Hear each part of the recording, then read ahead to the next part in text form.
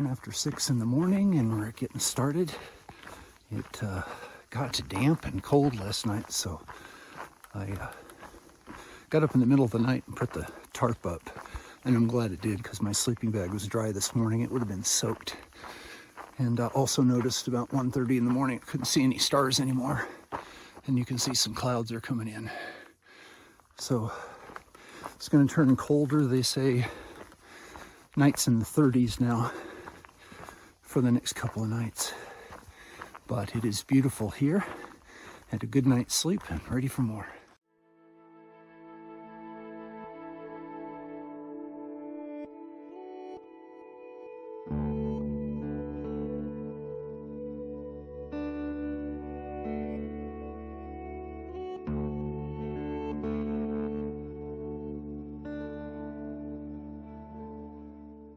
So last night, after I was set up and settling in, Deja Vu and Queen, who I met yesterday, stopped in and they were going to camp there. So I had neighbors.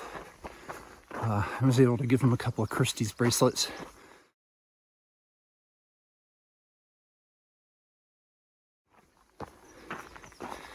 And then this morning, when I was just packing up the last of my equipment, Fearless and Andy from Stuttgart, Germany showed up coming down the trail. They caught up with me. They do 30-mile days, so I knew it wouldn't be long. And I was able to give them a couple of bracelets from Christy too.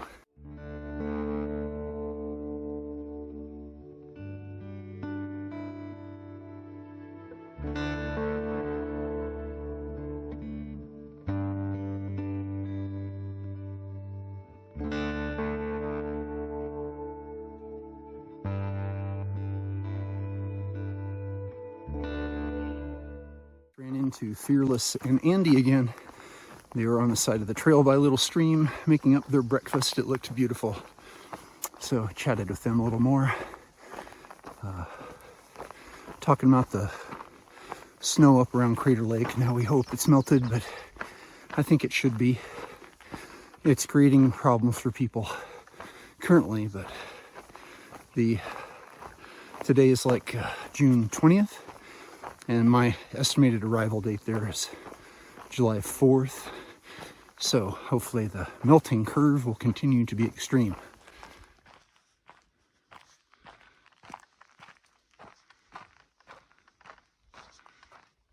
Ran into a southbound hiker named Pop-Tart. And he was telling me about the snow up around Said Valley. And he said there were several places it's best to go around steep snow traverses. So we'll see what it's like when we get there, but it's good to have news. And the fact that he just went around all of them. He said some of them he went over and he grabbed his ice axe twice. So on those spots, I would imagine we'll go low or high and get around it. So this is quite the rubble pile.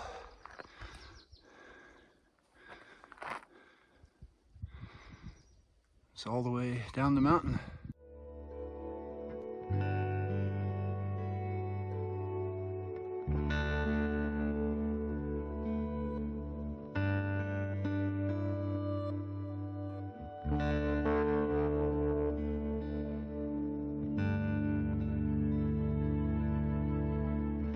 Just ran into Fearless and Andy again.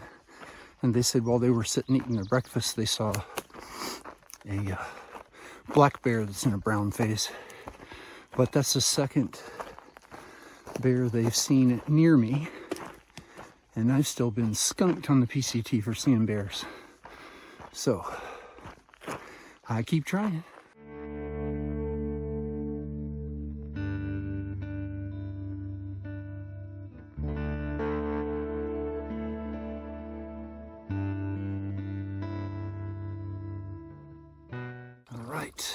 Took my second break, longer break this morning. Got a little food there at that spring. Got water for the next 7 miles and sunscreened up because the sun is coming out. It's nice and cool though. I'll take this.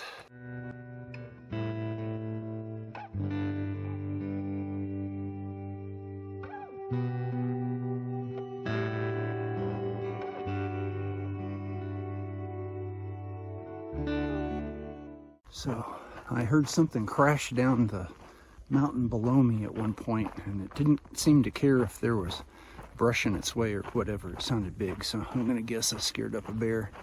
Usually when deer go, you hear the hoof thumps and they kind of pass through leafy bits, but this just sounded like it was knocking stuff over, so I'm gonna guess that's what it was.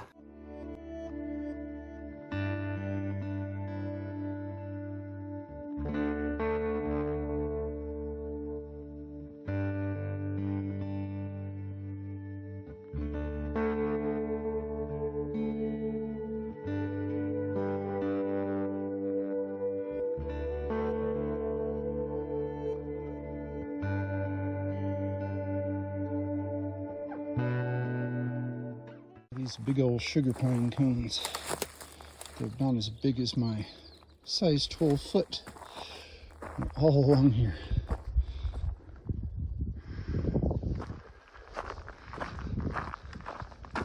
This tree can talk.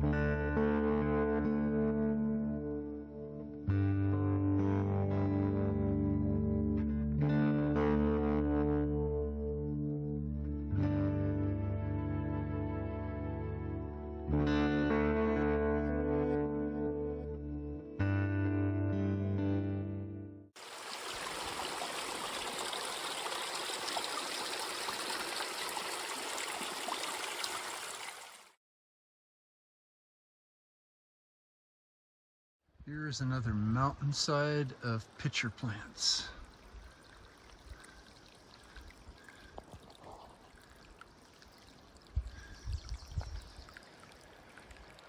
They go all the way down.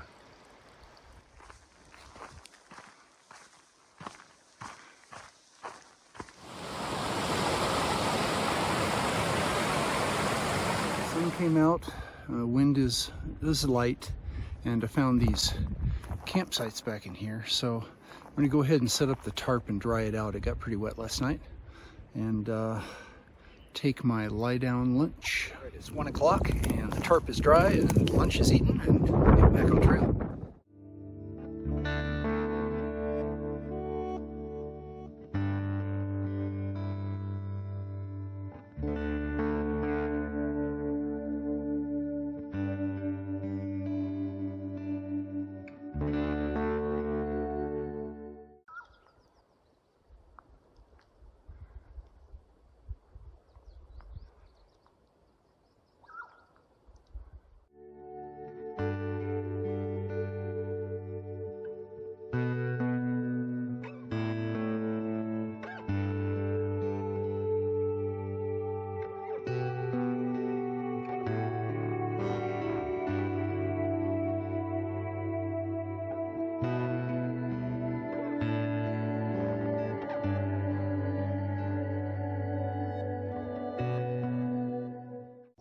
We'll be going up through there somewhere. I think we'll probably hit that saddle and cut right, but it's getting higher and higher and snowier and snowier. How lucky am I that I get to be here?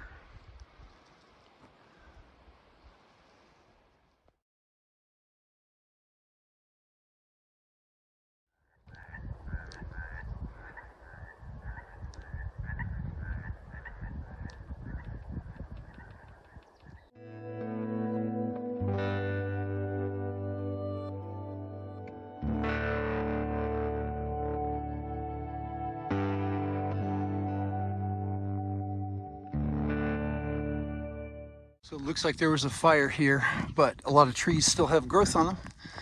Some survived, and there's actually standing trees.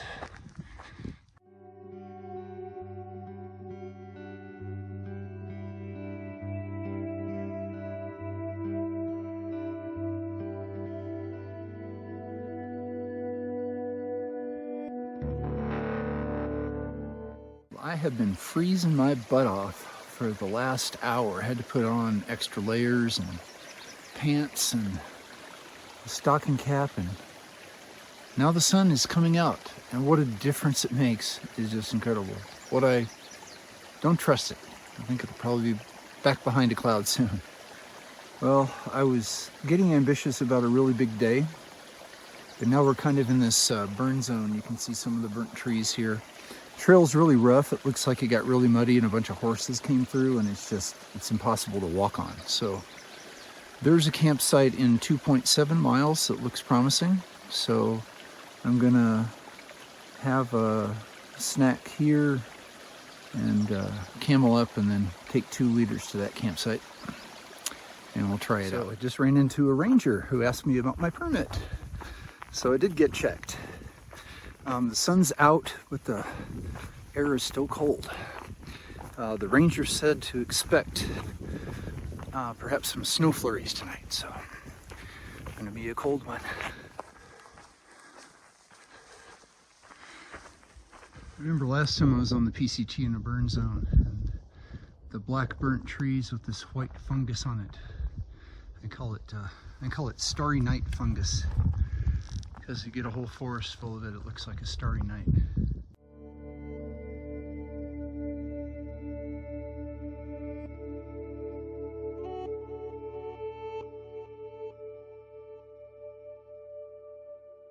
We're back into live trees just before the campsite. That's what I was hoping, because you really can't camp out there in the dead, burnt trees. They're falling all the time, so really unsafe. All right, let's see what it looks like. All right, so I've looked around this place, and there's not many flat spots, and there's a couple that are, but they're right under deadfalls.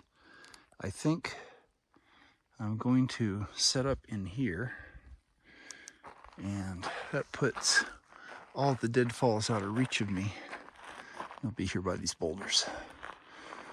Okay, and the wind is cut a little bit by these trees, and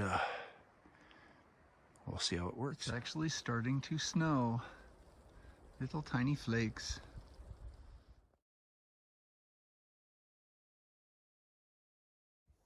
It's 5:15 and the Serenity Shuttle has landed at trail mile 1575.3 for a 21-mile day. Lots of big climbs, some just stupendous scenery. Oh my goodness. Well, it's supposed to get cold. We already just had a little flurry, so I'm going to get under the tarp and out of the wind and control my body heat and get myself some dinner made. So thanks for hiking with me, and remember, we're doing the impossible, and that makes us mighty. Snowing.